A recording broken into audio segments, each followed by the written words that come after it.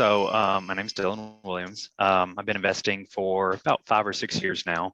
Got into it as a side hobby and then realized it was a lot better than what I was currently doing in corporate America. So, kind of jumped into it like that. Um, it's been a learning experience to say the least. I would say I consider myself still new on it, but we do pretty well. It's still a learning experience though. As far as launch control though, we've tried so many different platforms. We've had success with some, and then some not so much. And when I say we've probably tried all of them, and it's there just for a comparison and everything. What you guys have going for you with the tags and the drip campaigns and automatic follow-up and honestly the pricing. I mean, I hate to say that, you don't want to brag on somebody you're paying on, but honestly the pricing you can't beat either. For as many messages as we get to send a day, the limit, and then we don't even get counted against for the people or the people we've already sent messages to, is a big thing. But it's a lot you can put on autopilot, so that's been a big game changer as well. And I really can't brag on that enough. That's been very that's been game changing to our business, for sure. But that's honestly it, really. I can't really Okay. give any So, more on that. so how about, let's say, money and time saved with LC? Did you save any time, save some funds, and maybe saved any of that in some other areas after you started using Oh, LC? for sure. Yeah. So I won't get into the numbers too much, but we used to, yeah, I know that we were spending just last year, I know for a fact, like $38 to $58 a day with another platform that is supposedly one of the top platforms out there for texting now, a day with a fraction of the spend that we have with you guys and a fraction of the results as well. Thank you so much. This is valuable to hear. I'm not going to be asking about names. I can just make my assumptions, but hearing this is really more than enough. And I'm really glad it's working out for you that way. Also, how long have you been using LC and what led you to us? So was it a problem solution dynamic, a past frustration, an opportunity that you really wanted to take advantage of? So what was it mostly? A little bit of everything, honestly, all the above. We were having issues with another account of another provider. I'm not going to say any names, but we were having to buy multiple accounts to do the same thing, and we would have the same issues with. It got to where we were having issues with phone numbers, and it was just I had a whole team just constantly trying to fix issues on that end, and it just was very counterintuitive. So now it's a lot easier, and I don't even have my marketing team touch the launch control. Actually, I have, like I said, my two girls who run it, and that's all I need on it. It works for itself. Yeah, it really does. Awesome, thank you. And can you walk me through a recent deal? Just break it all down. When an investor is really successful, a lot of others are going to ask, how did you do it? So that's what I would like to get to. So basically your daily work routine, in or outside of LC, since you're not working LC in particular, what's the part of that burden that you pick up yourself, some follow-up strategies, how many touch points does it take to close a deal? I know I asked too many questions right now. Oh, you're fine. And I won't know all the answers, like I said, because my girls run this pretty seamlessly, and they know a lot more than I know because they're in the day-to-day of it.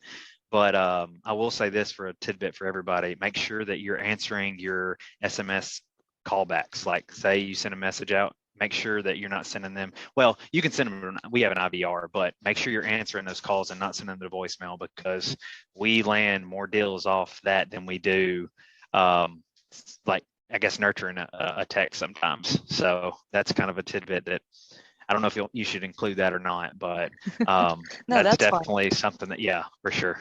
Ideally, what I do stress, and it's, yes, it is follow-up. So the deals are in the follow-up. But what I've noticed out of the experience that I have here.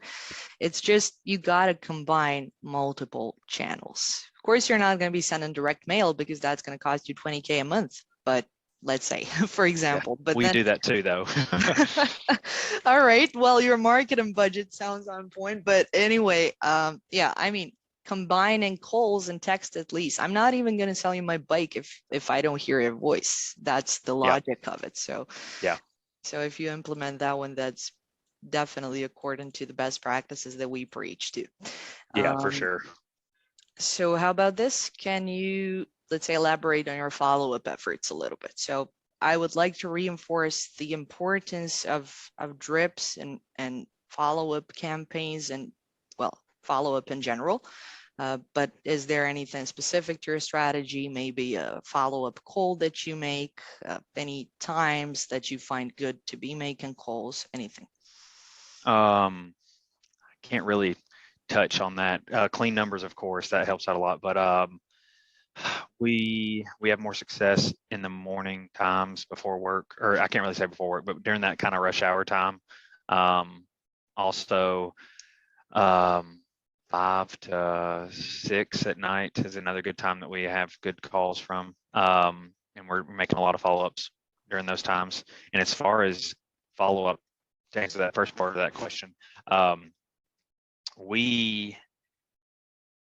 the multiple touches is what really is a game changer, I guess, for us, and how we can even track it here and see this kind of stuff. Are, I think, 3 to 4 messages before we get like a response from some people. And then those usually end up, we'll look back at, contracts that we get, and we'll see that, hey, we sent 3 messages with no response. And then all of a sudden they said, I've got this property I'll sell, and then there's a contract we get, so I think the follow-up is the biggest thing. And then it being on automation is just game changing, because there's no thinking into it. You're sending so many messages out, you can't keep track of all that. So being able to create those follow-up campaigns and then also have those trips as well is definitely game changing on that end. Perfect. All right. Thank you very much. And let's see. All right. One question that I never posted before. So have you tried to use our mobile app? I personally have not. Okay. So your I team can't has. say, so I don't know. I doubt my team has, because they're not working outside hours. They typically have that going. But for like the one-man show kind of thing, or the smaller teams that they're personally reaching out and they're personally doing it themselves, that would be awesome. Like just being able to have that on your phone and responding, because the rate of response is what's going to engage these people the most. They're sitting there in front of their phone.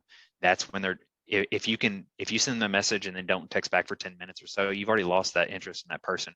If you've caught a motivated seller, if you've caught them at the right time, you're losing that interest by not responding back to them. So being able to respond back on a mobile app would be awesome. And I'm glad actually you said that, because I'll probably have my girls start doing that, or have somebody on the team monitoring that. Thank you. All right. Well, Dylan, this was all I needed to hear. And just one last question before I let you go. I know you're busy, so I'm trying to keep it brief, but any launch control or general investing hacks you can share with the community? Any last words of wisdom before I let you go? Any inspirational recap, or if you want to pose a question to the audience, anything? Honestly, I don't have any special tips or anything like that. I can just say consistency. Honestly, just be consistent and do the same thing and keep moving forward. Failing forward. I used that today on a call before